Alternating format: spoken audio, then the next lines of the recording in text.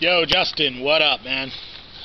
Last night I wanted to shout at my work with my little camcorder facing me, "I have discovered my jihad!" But I figured no one would like that. They'd think I was going to blow something up. Yes, I would like to declare a holy war against Apple. That's what I should do. A fatwa, if you will. I hate Apple. I hate them. They make great hardware, but they have such a horrible philosophy.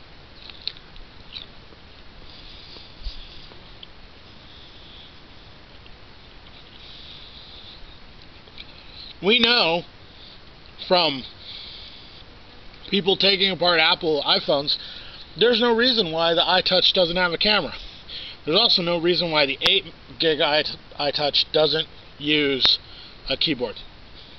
It's got Bluetooth drivers. They weren't accessible before. If you jailbreak your iPhone or your iPod Touch, even the 8 gig one, absolutely, you can use a Bluetooth keyboard. The sexy Apple keyboard, which I own, but no.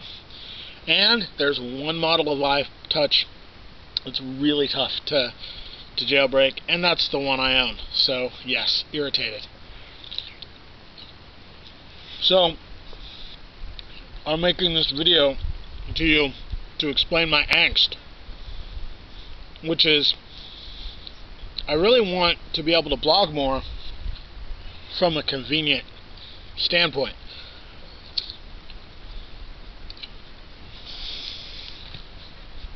At work, I always have this binder in my car, which is actually my binder, not the work binder. I don't really care about the work binder because the guy that I work with is largely an idiot, and when you put something in a plastic sheet and write master on the plastic, you would think that that means that you then don't use that sheet for anything. I have come back to work to find the master sheet, the plastic sheet marked master, empty of the forms it contained. I had 2 copies of the form last time in there because I wanted a backup. He works 2 days. Guess what happened? He used both forms. So I don't particularly care about the work binder. However, I absolutely love the fact that if I put this on my lap and lean it against the keyboard or the steering wheel, that I can pull out the Apple keyboard, and this little lip here catches on that, and then I can type in the car awesomely. It's actually pretty cool. One of the things I love about it is I appear to be sitting there staring at the steering wheel, as opposed to the laptop, which I don't have one of those laptop cop bracket things. So that kind of sucks. So, the new Touch, which I will attempt to get at some point in my life, has FaceTime, which, there again, don't know that I care that much about that. If you're inside a Wi-Fi place, you can voice talk to people who have iPhone 4s or the new Touch. It also has a video camera, which it says is high def, but it's really 1 megapixel.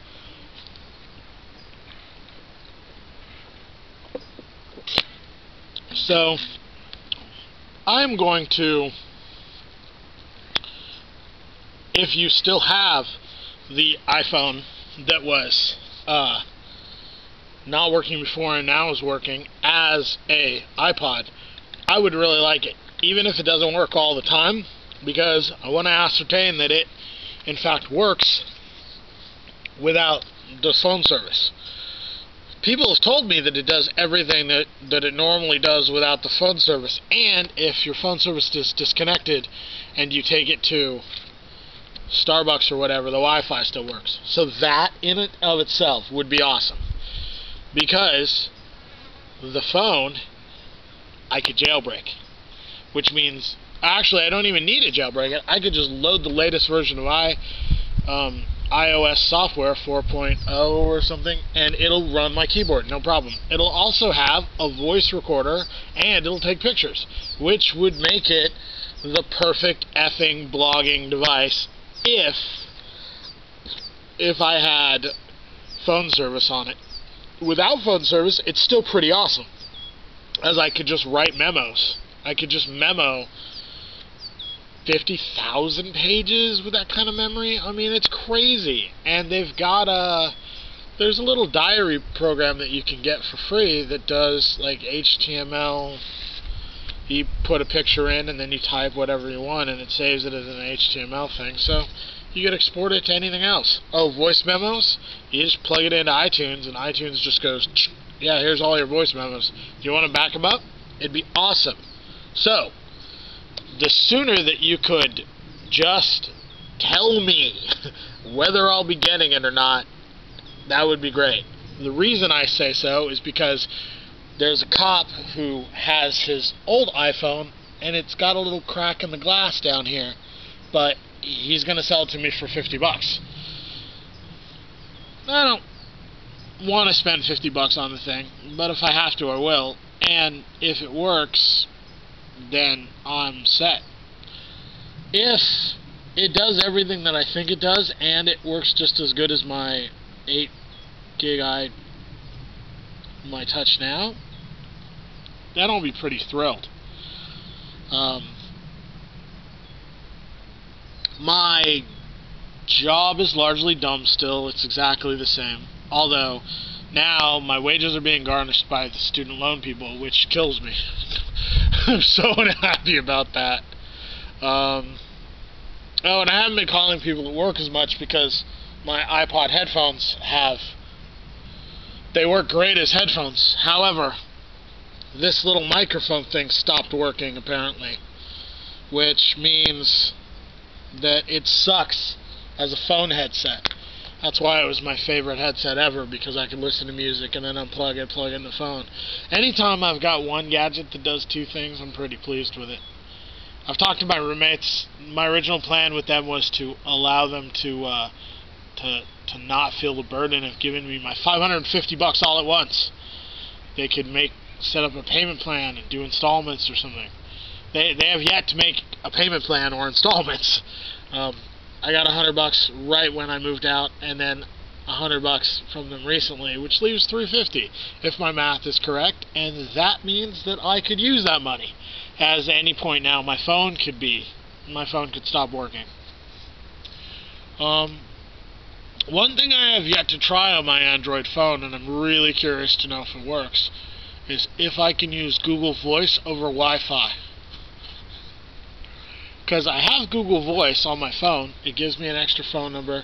It gives me a number people can leave voice messages to, which are instantly sent to my email as attachments or translated. And it never rings on my phone. So the other day when I called this crazy dude and told him not to come into Walmart anymore, figuring he does what he does to the store, he would call back 12 or 15 times in the day to tell me how pissed off he was. I used Google Voice. So if he calls, and I put him on my block list too. So if he calls, it just says the subscriber, Google, whatever, doesn't wish you to make contact with them. It almost seems anticlimactic to me. I would almost rather save the messages of him being extremely pissed off. Because now I sort of wonder, does he maybe once in a while call me? Did he call me a million times? Did he call me at all? Did he even care? How bad would I feel if he just apologized? I'm sorry, I didn't take my meds and I realized I was a bit of a dick. I hope I didn't inconvenience you. No, I'm sure he didn't say that. I'm sure if he was going to say anything, he'd probably scream, "Is that all you got, bitch? Is that all you got? Is that all you got, bitch?" Which, if I can ever find someone with music ability, hey, if your ex-girlfriend, sister I would love her to record a little rap. Maybe that dude with the little guitar and his little keyboard just saying over and over, "Is that all you got, bitch? Is that all you got, bitch? Is that all you got, bitch?" That would be hysterical.